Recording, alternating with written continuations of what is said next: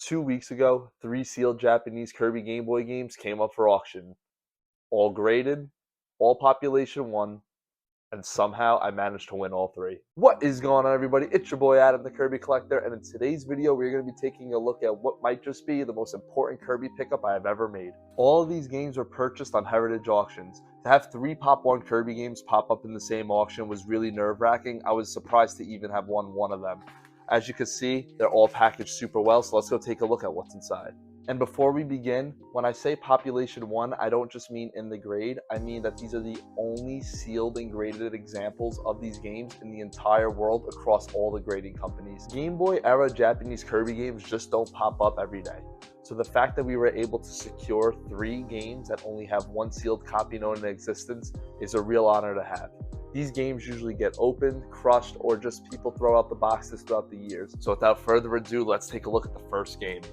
The first game I was actually able to purchase is this Japanese sealed copy of Kirby's Dream Land 2 on the Game Boy, which also goes by Hoshino Kirby in Japan. This copy got a grade of a VGA 85. Kirby's Dream Land 2 released in Japan in 1995 and is an important game in the Kirby franchise as it launches the Dark Matter trilogy. This game also has the first appearance of Kirby's animal friends. As you can see, here's Rick the hamster on the side.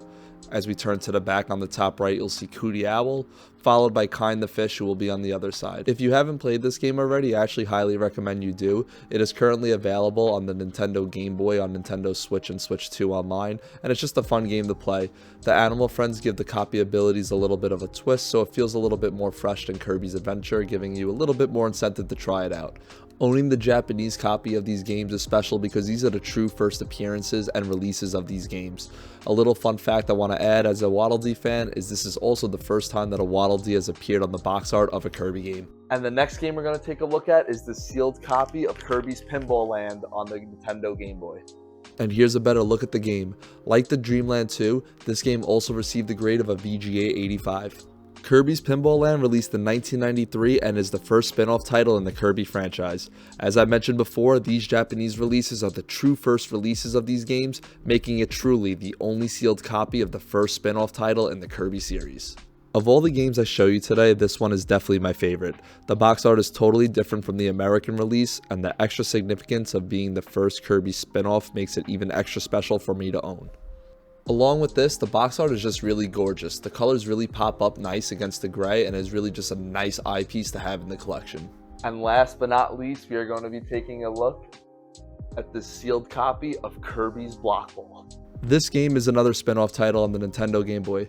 Kirby's Block Ball released in 1995 in Japan and like the other 2 games received the same grade of a VGA 85. This game is pretty much Kirby's take on Pong. You hit Kirby as a ball against a paddle, and as you're breaking the blocks, you're dodging enemies and other obstacles as you're trying to beat the levels and get a high score. The back of this box is a bit elaborate compared to the others, and in the top left you can see this funny looking Kirby which isn't featured on any of the North American printings of the game, so I really do appreciate that.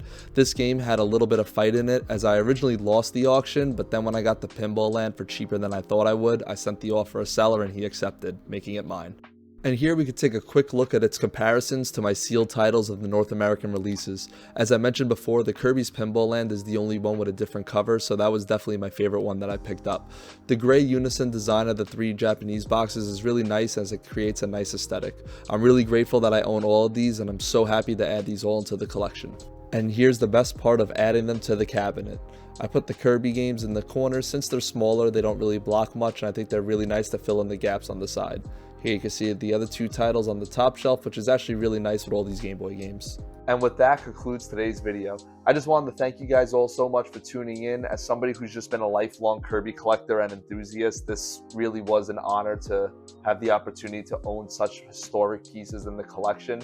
All being Pop 1 examples, I would have never thought that I'd be able to do this, but it really just means a lot that you guys stayed with me for today's video and journey. So for all things Kirby and collectibles, please make sure to subscribe, leave a comment for more, and if you want to talk Kirby, I'm always available. Check out my Instagram and TikToks. I'll put the links to those in the bio as well. So as always, I just want to say thank you guys so much for joining me in today's video, especially one as historic as this for me.